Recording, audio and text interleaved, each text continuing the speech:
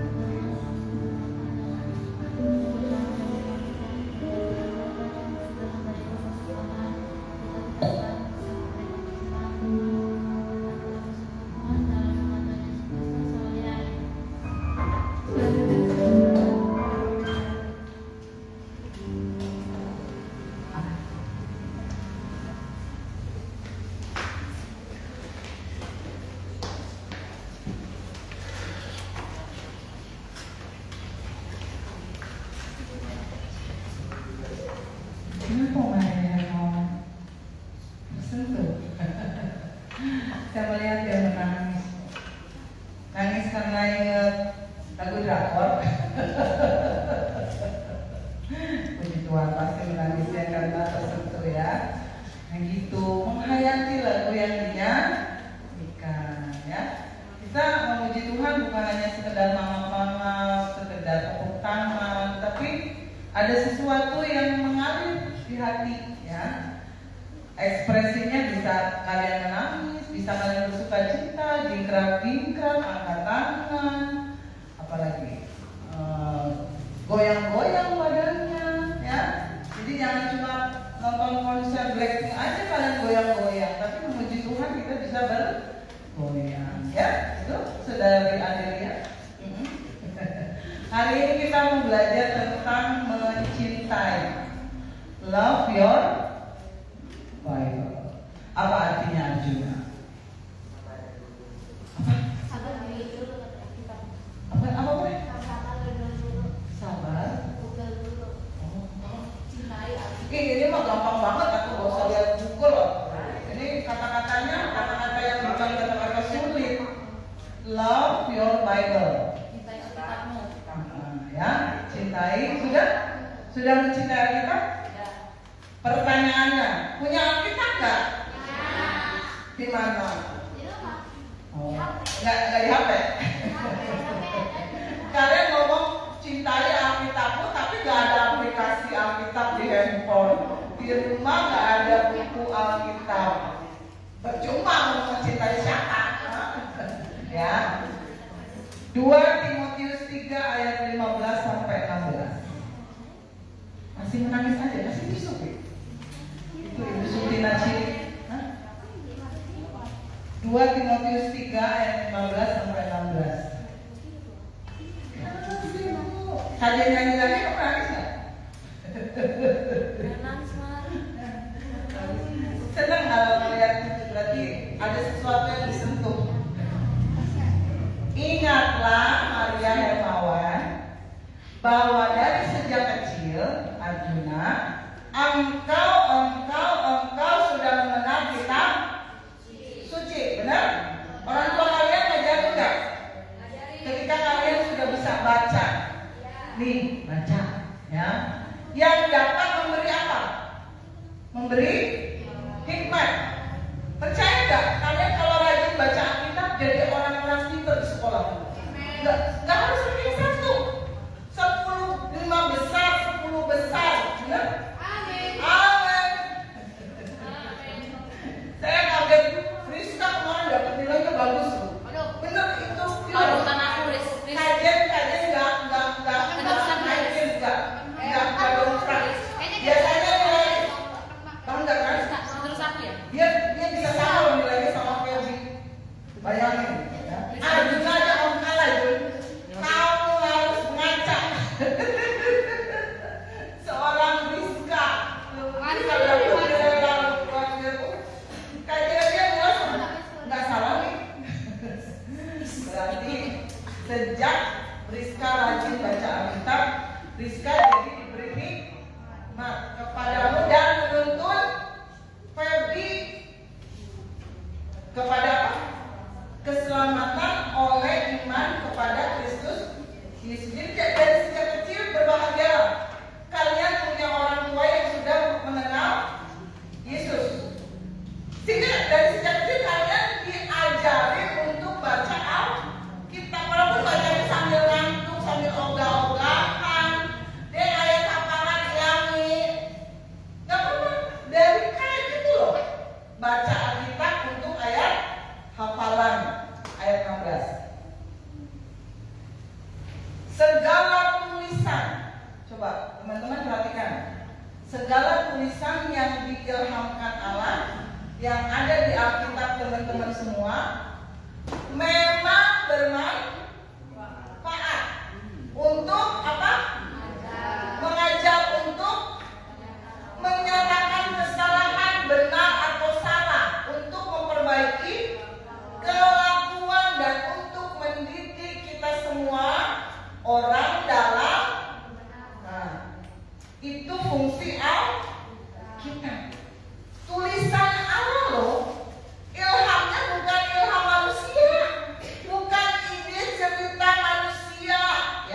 kasih, bukan ide kasih.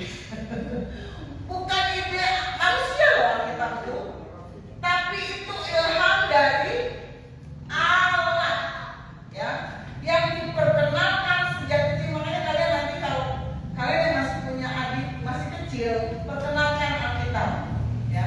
Yang udah gak punya adik, yang adiknya udah gede, nanti kalau punya anak, perkenalkan Alkitab. Jangan Alkitab yang kayak kita orang dewasa, jangan, mereka gak akan tertarik. Beliin Alkitab bergambar yang ada gambarnya. Kalau enggak, suruh mereka nonton Superbook. Betul? Betul. Ada kan, menarik kan ceritanya? Nah, mereka cariin di YouTube. Nih Aka nonton ini deh Aka, daripada kamu main, ya kan? Itu mulai dari sejak kecil diperkenalkan Alkitab. Karena firman Tuhan itu benar dan dapat dipercaya. Mazmur 33 ayat 4 bagian A. Mazmur 33 ayat 4 bagian A. Sebab firman Tuhan itu Sebab firman Tuhan itu Sebab firman Tuhan itu Sebab firman Tuhan itu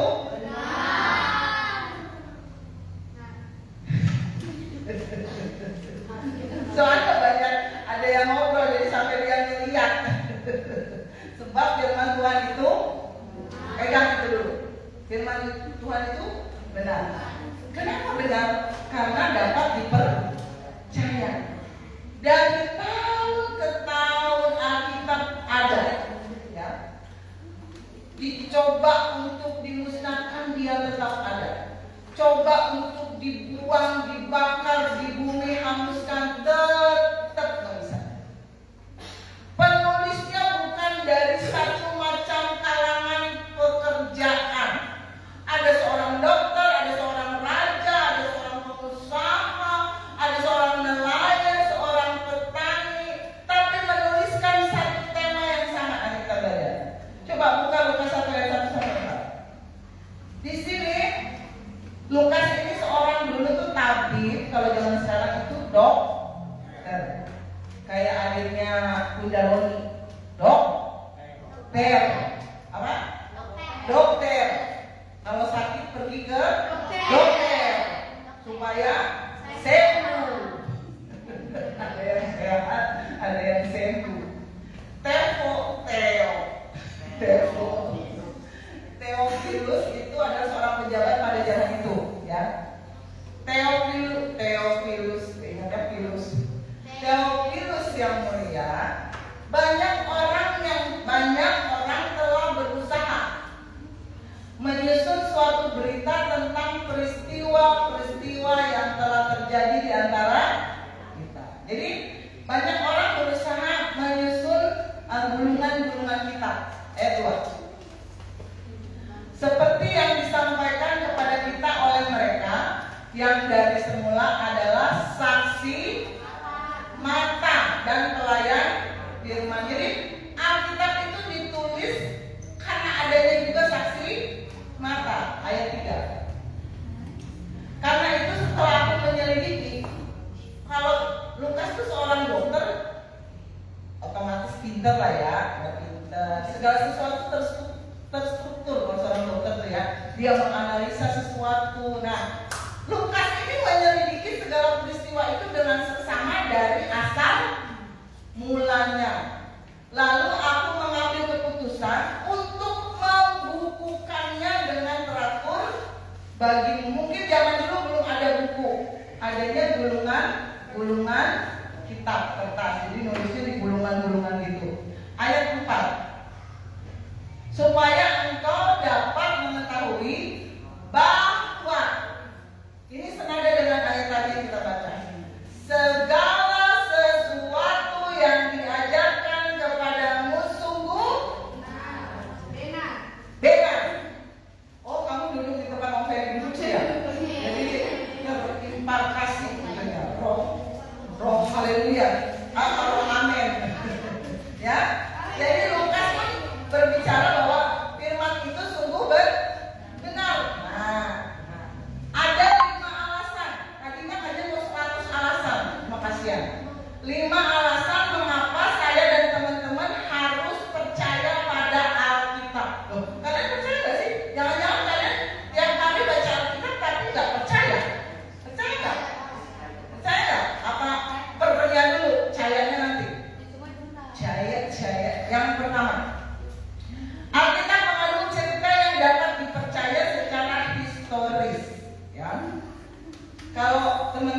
baca Alkitab itu mengandung cerita, ya.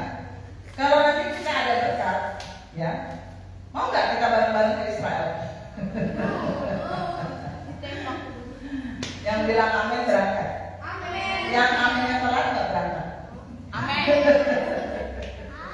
Ya, kalau saya dan teman-teman nanti ya yang berkat kita ke Israel bareng-bareng naik perahu. Nah, kita akan melihat bukti-bukti nyata yang kalian baca itu. Jadi kisah yang ada dalam Alkitab bukan cerita hayalan kayak kalian kalau nonton baca buku Harry Potter, ya. Tuh, ada nggak kisah nyatanya Harry Potter? Nggak ada, itu cuma hayalan penulisnya. Nah, kalau kalian baca di Alkitab ada Danau Galilea. Kalian kalau ke Israel ada danau yang bernama Galilea. Ada yang namanya Musa pernah bercerita tentang gunung. Baru kemarin Sinai. Sampai sekarang masih ada. Kalau kalian kuat, kalian bisa mendakinya. Masih ada. Mungkin masih ada tempat Lazarus dibangkitkan. Tuh, apalagi yang kalian ingat kisah kita. Ada perempuan Samaria, sumurnya masih ada. Misalnya, ya, terbukti secara historis, ya. Jadi historis, ya. Cerita Alkitab, kalau kalian imani, bisa menjadi your story. Amin. Anak Alkitab adalah firman Allah. Firman itu hidup. Siapa yang belum kolektor? Mau saya melirikkan begini. Ya, kalian percaya nggak? Firman itu, isi Alkitab itu hidup, bisa menyembuhkan, bisa menguatkan, bisa membuat orang menangis, bisa membuat orang tertawa. Percaya nggak? Gak usah diekspresin gitu, Revi. Ada kesaksian seorang hamba Tuhan yang bernama Pastor Yonggi Cho. Dia hamba Tuhan di Korea Selatan. Ya, tempat apa? Blackpink Korea Utara, Korea Selatan. Biasa aja. Berarti dulu kayaknya orang tuanya jemaatnya pendeta Yonggi Cho. Ya, kayaknya orang tuanya. Ya. Jenny itu cucu rohani dari pendeta sekarang yang meninggal. Kesaksian beliau, sebelum dia jadi hamba Tuhan, dia bukan orang Kristen, ya. Dia nggak kenal Yesus Kristus. Dia nggak kenal Yesus Kristus. Dia nggak tahu jualan apa. Seribuan ya. Nanti di depan ada kasir. Nah, pendeta Yonggi Cho dulu sebelum jadi pendeta terkena penyakit yang namanya TBC. Apa? Tuberkulosis. Zaman itu penyakit ini mematikan dan belum ada obat. Jangan itu loh ya. Jadi kalau kena sakit itu, ya tinggal tunggu aja ilahi. Nah, tinggal tunggu aja. Jadi pas Yonggi Cho ini kena TBC, dia dirawat di sebuah rumah sakit. Tinggal nunggu aja, nunggu dipanggil pulang kampung. Tapi pada saat dia ada di rumah sakit, ada seorang wanita yang selalu mengunjunginya. Setiap hari wanita ini mendatangi Yonggi Cho. Dia mendoakan Yonggi Cho sampai Yonggi Cho, udah pulang, karena dia bukan orang Kristen. Ya, didoain sampai Yonggi Cho ini marah. Udah ya, jangan kesini lagi. Orang jauh mati, saya mau mati dengan tenang, kata Yonggi Cho. Sebelum wanita ini pergi, dia bilang, saya besok tidak akan kesini lagi, tapi saya meninggalkan sebuah buku yang ajaib, buku yang kalau kamu mau hidup, baca buku ini, kata wanita tadi. Yonggi Cho marah, dilempar bukunya. Apa sih kamu pergi? Nah, lewat beberapa hari nggak kalian kalau di rumah sakit dirawat suka bete kan? Gak ada yang dikerjain, makan nggak enak, tidur nggak nyenyak, betul? Nggak punya duit. Ada suatu hari Yonggi Choi ini tiba-tiba, kalau zaman sekarang bilang kepo, karena nggak ada kerjaan di rumah sakit, tinggal nunggu mati nih ya, kena TBC. Dia buka-buka buku yang dikasih wanita tadi. Dia baca-baca. Dari situ dia menemukan sumber kesembuhan. Dia baca terus sampai dia tertarik dengan Alkitab, yang dikasih Alkitab. Dia baca terus sampai dia tertarik, sampai isi Alkitab itu mengalir dalam tubuhnya. Dia percaya pada Yesus Kristus dan dia sembuh. Padahal pada zaman itu kalau orang kena TBC tinggal mati. Nggak ada obatnya, belum ada obatnya. Akhirnya Yonggi Choi ini bertobat, terima Yesus, jadi seorang hamba Tuhan. Usianya mencapai 99 tahun, padahal seharusnya dia sudah mati karena TBC. Dan dia adalah seorang hamba Tuhan yang mempunyai gereja, yang gereja pertama terbesar di dunia. Habis itu ya menyusul, ada gereja-gereja lain. Jemaatnya mencapai 1 juta jiwa. Dan gereja ini unik, teman-teman. Jadi gereja inilah satu-satunya yang melarang jemaatnya untuk beribadah. Maksudnya begini, kalau kamu sudah datang minggu ini, minggu depan jangan datang lagi ya. Gantian. Karena kapasitas gereja tidak memenuhi untuk semua datang. 1 juta loh jemaatnya. Tempatnya mungkin udah sesek. Jadi hamba Tuhan ini bilang, kalau kalian datang minggu ini, minggu depan kasih kesempatan kepada jemaat lain untuk pergi. Luar biasa nggak? Dari seorang yang nggak kenal Tuhan, ketika baca Alkitab, Alkitab itu hidup dan menyembuhkan. Ya, ada lagi kesaksian ini gara-gara dia masuk Jerman ya, seorang ibu didiagnosa dokter kena kista.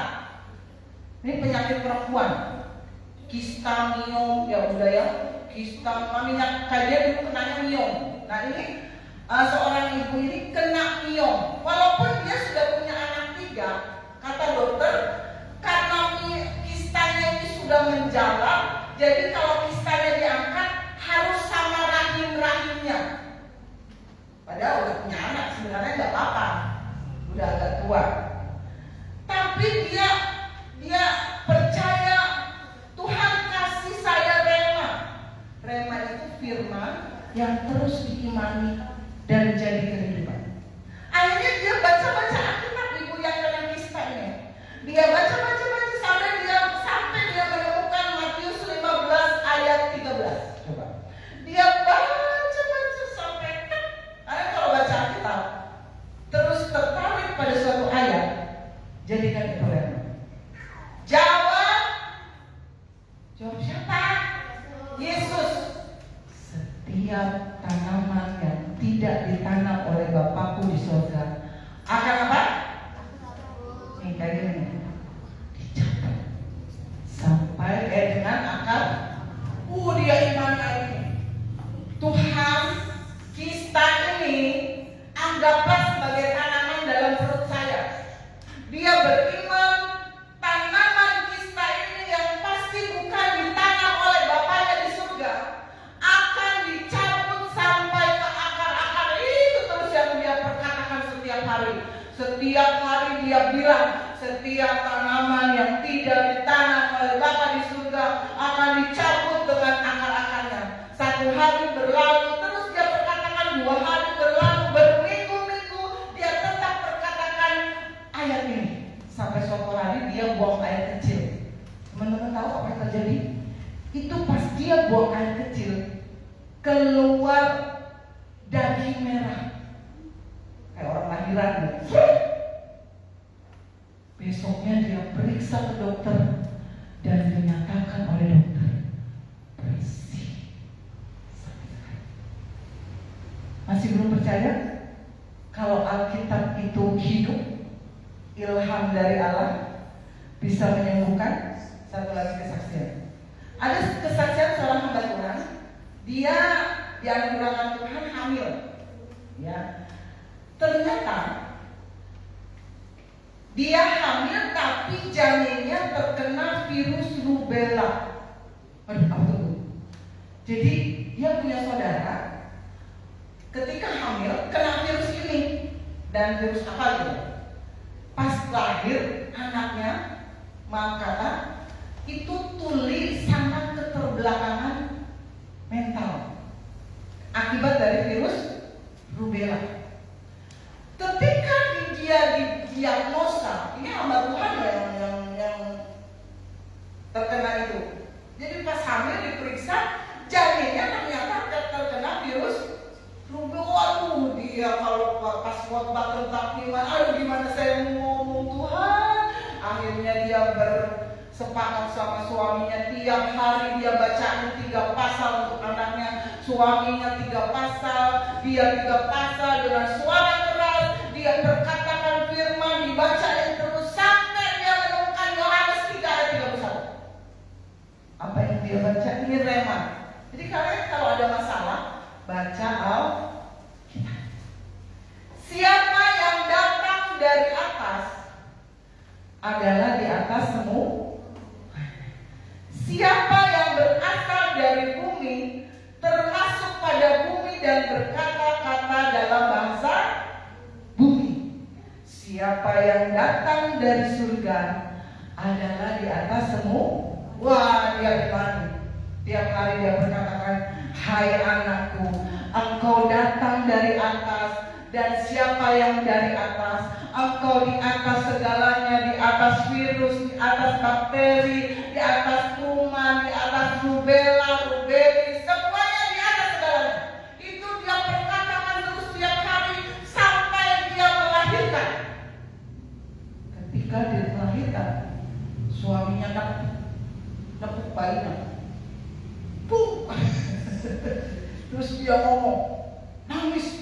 Puji Tuhan, berarti bayinya tidak tuh sampai besar normal. Karena apa? Firman. Percaya firman itu hidup?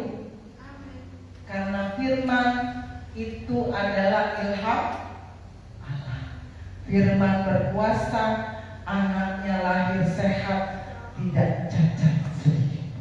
Itu yang pertama, ya. Yang kedua, kenapa kita harus percaya sama Alkitab? Alkitab tepat secara ilmu pengetahuan. Alkitab itu tidak bertentangan dengan ilmu pengetahuan, ya. Ilmu pengetahuan hanya membuktikan bahwa firman Tuhan itu ya dan banyak sekali penemuan-penemuan Alkitab yang didasari pada Alkitab. Ya, ada ya. Yang pertama, Matthew Fontaine Maury. Siapa tuh dia? Itu Matthew Fontaine Maury adalah seorang ilmuwan. Ya, dia memiliki kontribusi besar di dunia kelautan. Pada suatu hari, ini Montaigne ini seorang yang takut akan Tuhan, rajin baca Alkitab. Ini zaman dulu ya, sebelum penemuan-penemuan itu berkembang. Dia membaca satu ayat, Mazmur 8 ayat 9. Coba, apa yang dikatakan di situ? Apa yang saat itu dibaca Matthew Fontaine Maury? Ayat 9 nih. Naik ya. Maksudnya itu 8, 9. Yang dikurungnya nah. Dia baca ayat ini teman-teman. Si Matthew Fontaine Maury.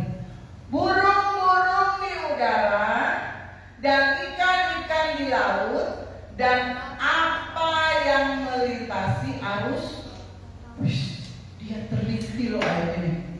Sampai dia mencari sesuatu tentang angin, tentang samudra, dan dia menemukan jalan laut.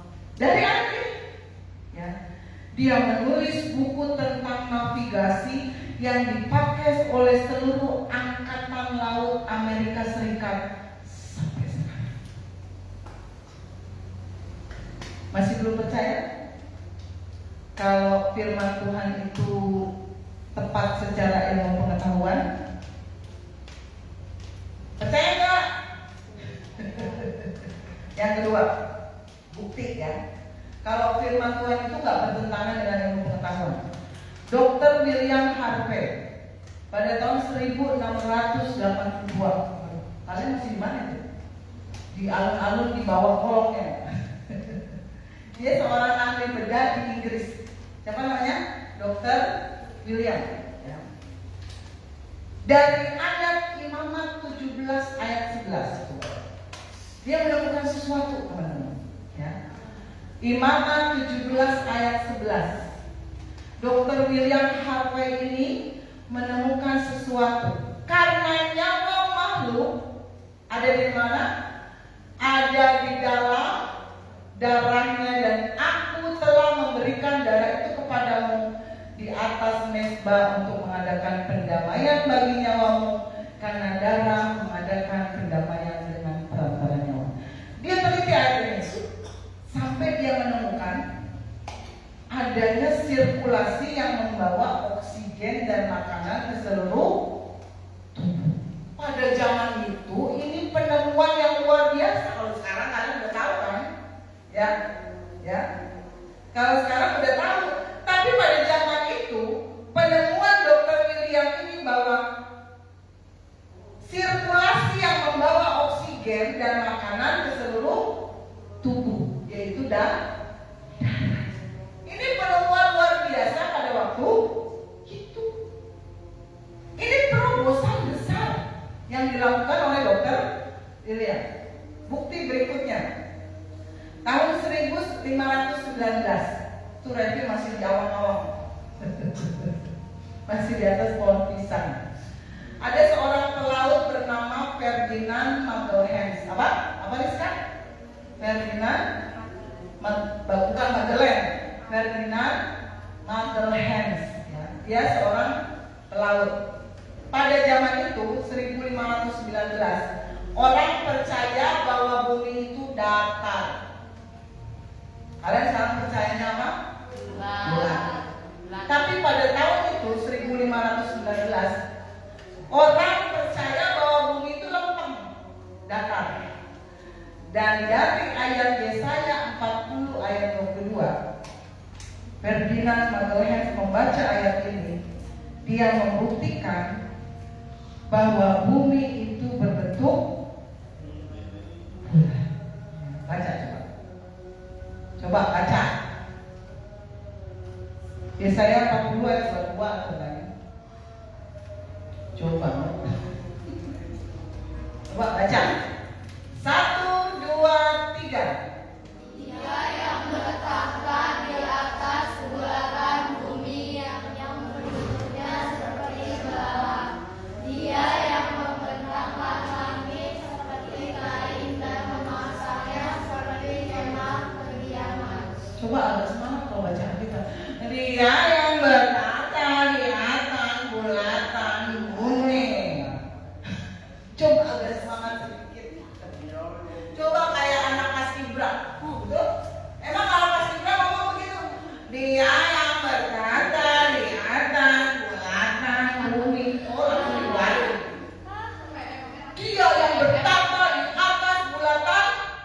Itu dong. Ayo caranya.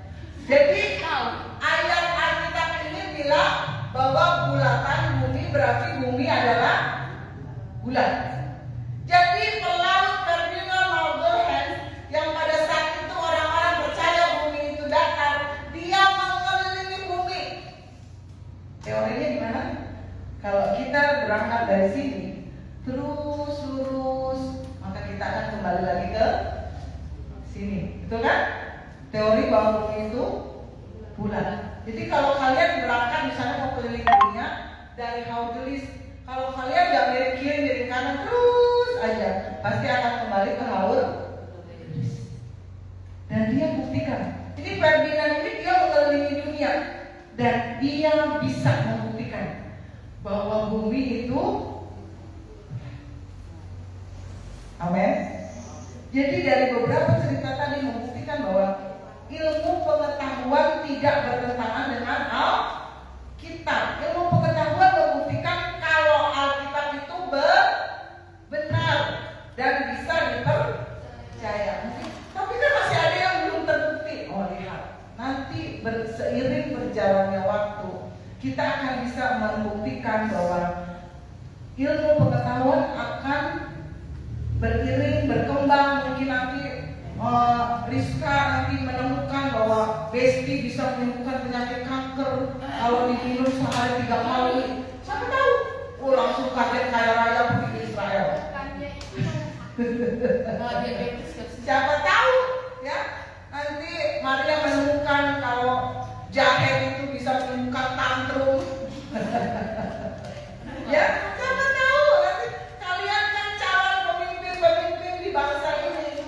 Kalian menemukan teknologi mutakhir yang bisa menghilang tiba-tiba ada di Pangandaran.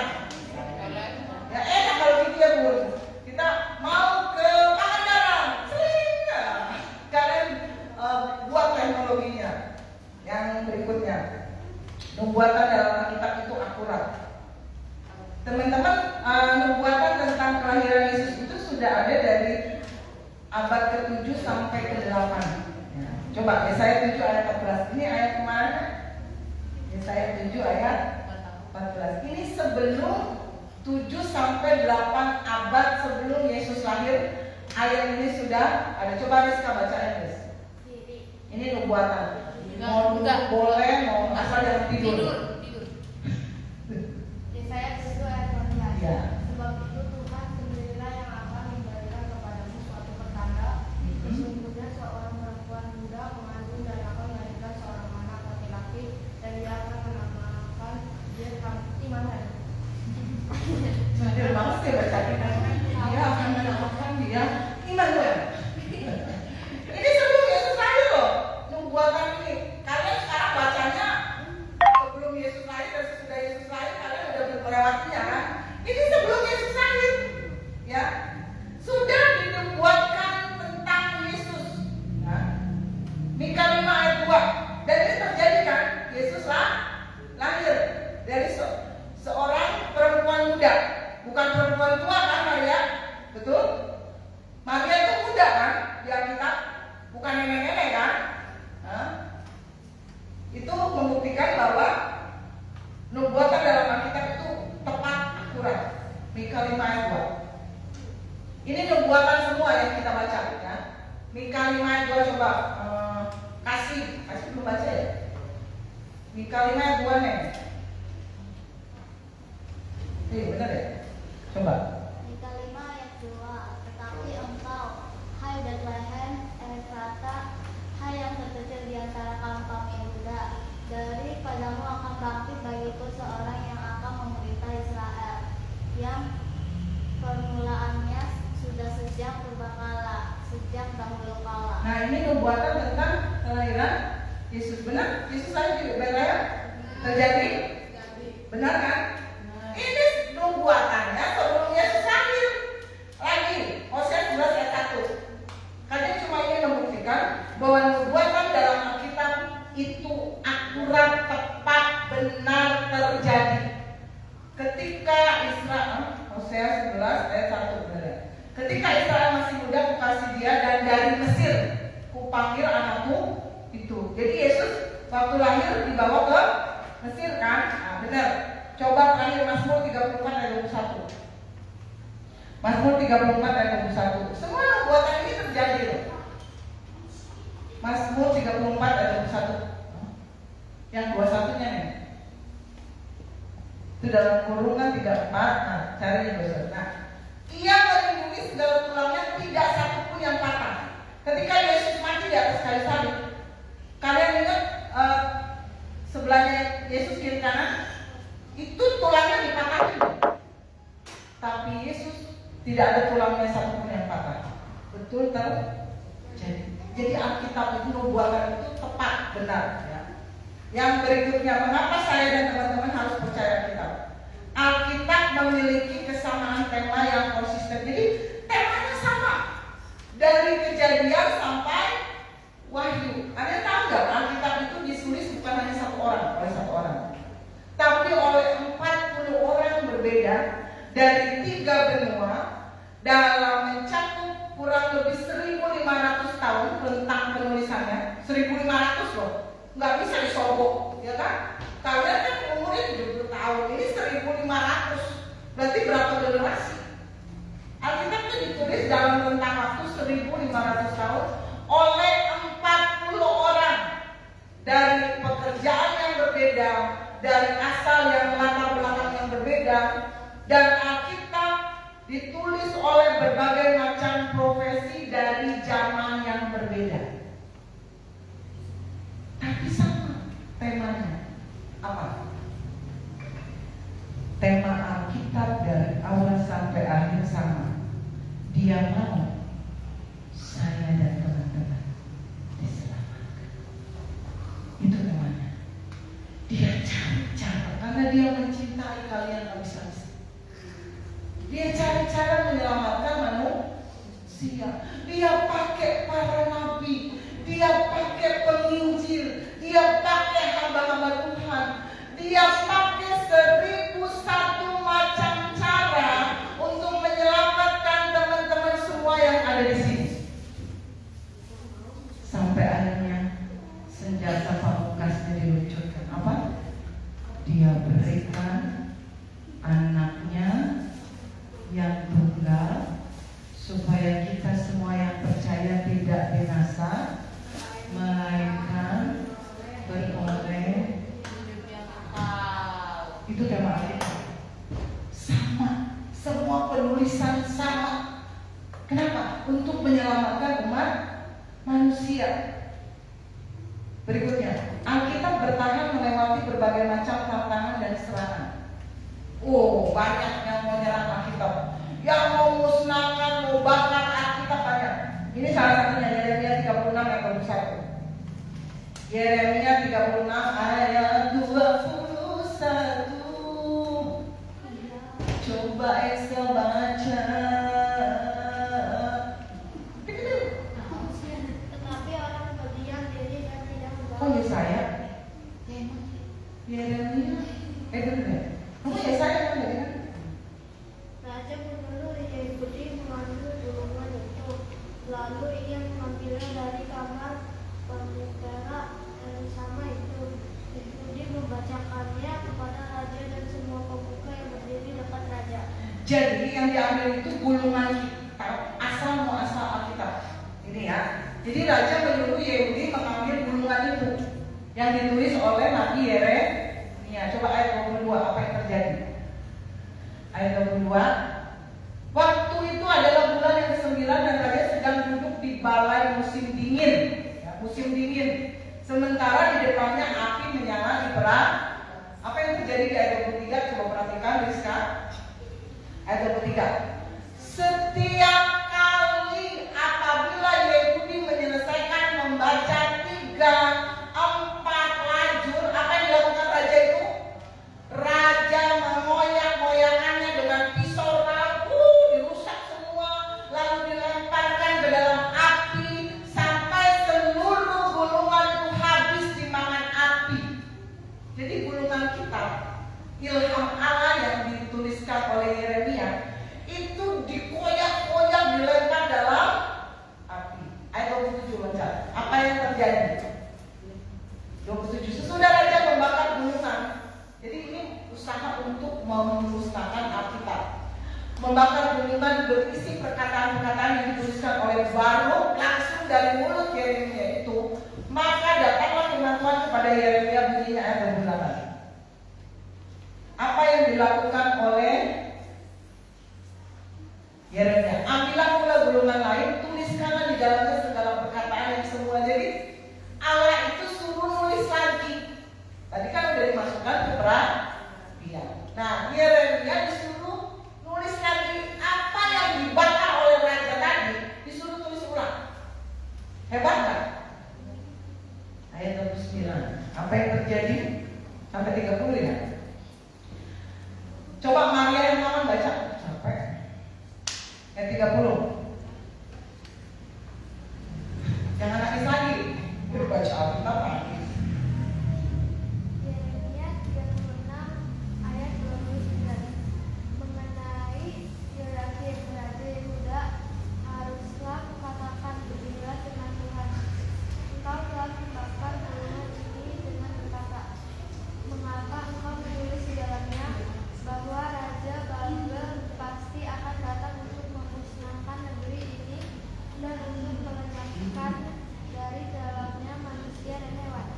Ini tentang Raja Yoyakim yang tadi buang Alkitab ke dalam api air 30 menit. Finish akhir. Sebab itulah beginilah firman Tuhan tentang Yoyakim. Sudah naik membaca berita nggak? Raja Yehuda itu dia tidak akan mempunyai keturunan yang akan duduk di atas tahta Daud, dan mayatnya akan tercampak. Nah, kalian yang main sama Alkitab ini nanti akan sama dengan Yoyakim Raja Yehuda. Mayatnya akan tercampak sehingga kena panas di waktu siang, kena dingin di waktu. Ini yang buang Alkitab ke api. Hati-hati dengan Alkitab, ya. Jadi Alkitab itu mau dibuang, mau dibakar, tetap bertahan, ya. Jadi nanti kita kasih Israel bareng-bareng, kita akan bisa melihat bukti gulungan-gulungannya, ya, yang asli. Mungkin ada yang terbuat dari apa sih? Zaman dulu tuh kayu, ya. Mereka nulis di kayu, digulung-gulung pakai apa? Itu ada, ya. Yang Israel bilang amin. Nanti kita lihat buktinya, ya. Ini gulungan yang ditulis Nabi Yeremia. Oh, ini gulungan kitab yang ditulis oleh Nabi Yesaya. Oh, ini gulungan kitab yang ditulis oleh Nabi Levi. Ya, amin. Tidak berhenti sampai di situ. Terakhir, ya. Tahun 1608 Masehi. Perhatikan, seorang raja yang bernama Antiochus. Apa Febi? Antiochus berusaha menghapus kebiasaan Yahudi, berusaha melenyapkan salinan hukum Taurat. Kayak ini, kayak Yoyakim, berusaha dimusnahkan, tapi gagal. Tahun 300, tadi 1608, ini tahun 300 Masehi, seorang kaisar Roma menetapkan dekret kaisar terhadap orang-orang Kristen. Orang-orang Kristen apa? Dianiaya. Rumah-rumah ibadat orang Kristen dimusnahkan, dibakar, dan gulungan-gulungan kitab, karena zaman dulu belum ada Alkitab, ya, masih gulungan-gulungan berusaha dimusnahkan, sama nih kayak raja ini, tapi gagal. Yang terakhir buktinya, seorang penulis Prancis bernama Voltaire. Tahu Voltaire? Yang terkenal benci terhadap Alkitab. Dia memprediksikan bahwa 100 tahun ke depan, diprediksi dari Voltaire, bahwa kekristenan akan lenyap dan hanya jadi memori yang menguap. Tapi justru yang terjadi, nama Voltaire lah yang lenyap di telan bumi. Kalian kenal nggak Voltaire? Makanya namanya lenyap di telan bumi. Dia punya perpustakaan. Ketika dia meninggal, tahu nggak apa yang terjadi? Perpustakaannya dipenuhi oleh Alkitab. Ada yang paling benci yang sama namanya orang Kristen dan Alkitab. Tapi ketika dia meninggal, di perpustakaannya ditemukan ribuan Alkitab dari atas ke bawah. Dari bawah ke atas. Ya. Jadi Alkitab itu luar biasa. Cintai Alkitab. Itu tuh surat cintanya Tuhan buat kalian.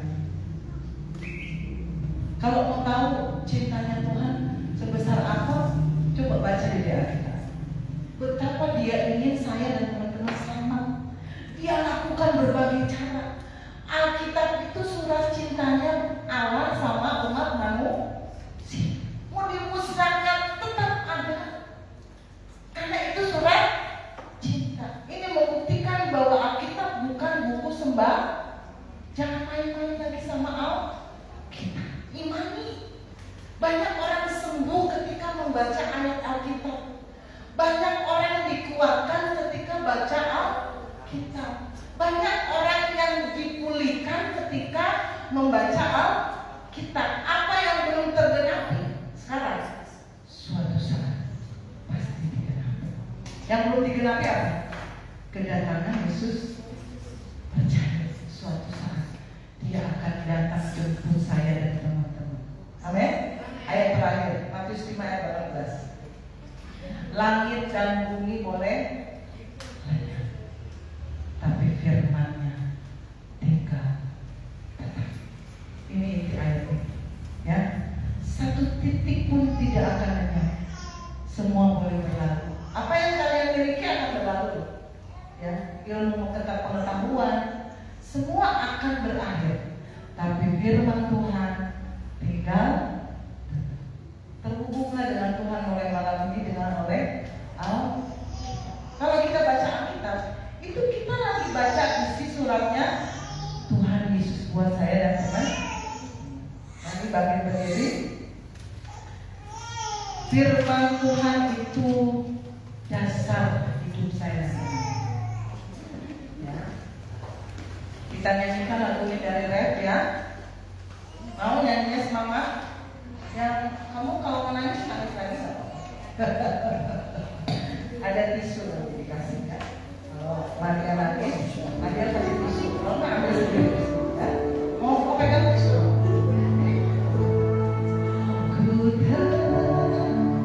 Ku denganmu selalu apa?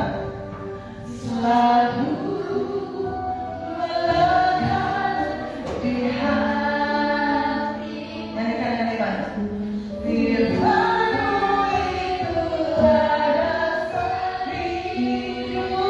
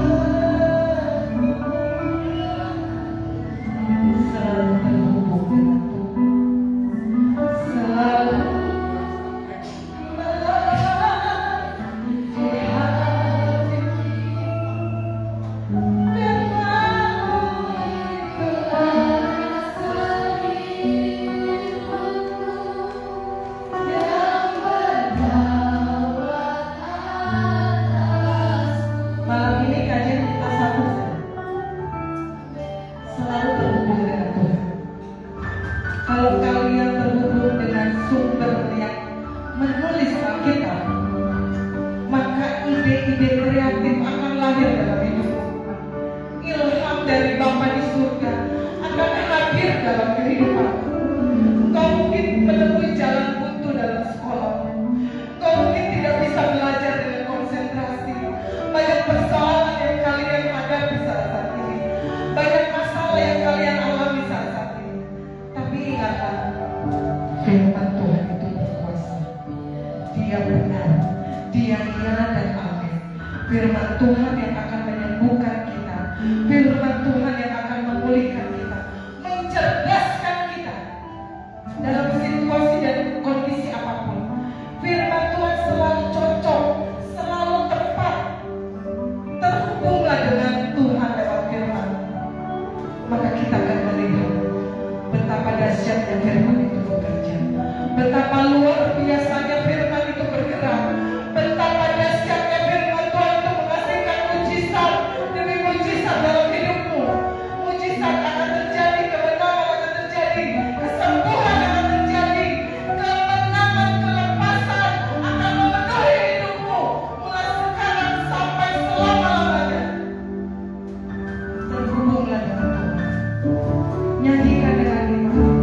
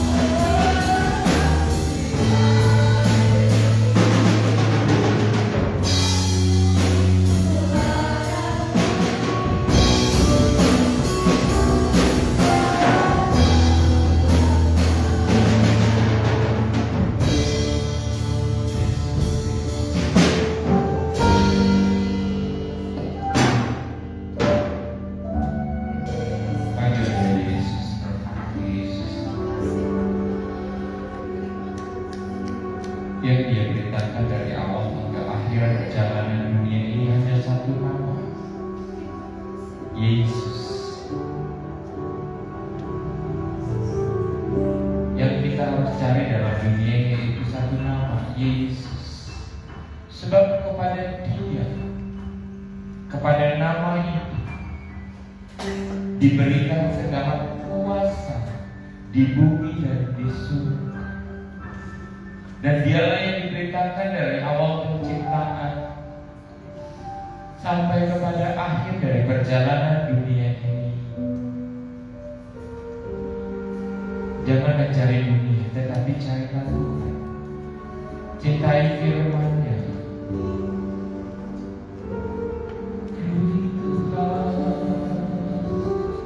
Beri kami Tuhan Yesus hikmat untuk membaca firman. Berikan kami Tuhan Yesus rasa haus dan lapar. Rasa haus dan lapar atas pikiran hati kami Tuhan, keinginan kehendak kami. Yesus, Engkaulah kekayaan kami Tuhan. Engkaulah kemuliaan kami. Firman-Mu Tuhan Yesus yang menjadi utama dalam hidup kami Bapa. Berikan kami Tuhan Yesus keinginan dan selera Tuhan, haus dan lapar akan Engkau. Terima kasih Tuhan, terima kasih. Terima kasih Tuhan, terima kasih Tuhan. Terima kasih Tuhan Yesus. Berkati Engkau sudah menyampaikan firman pada hari ini. Berkati kehidupannya dan semua apa yang dia rindukan di dalam Engkau ya Bapa. Berkati kami yang sudah mendengarkan firman Tuhan. Setiap benih firman genggam dengan baik, genggam dengan baik, koleksi terus, kumpulkan terus. Semakin banyak Engkau punya, semakin Engkau berkelimpahan dengan hikmat dan mutiara-mutiaranya Tuhan.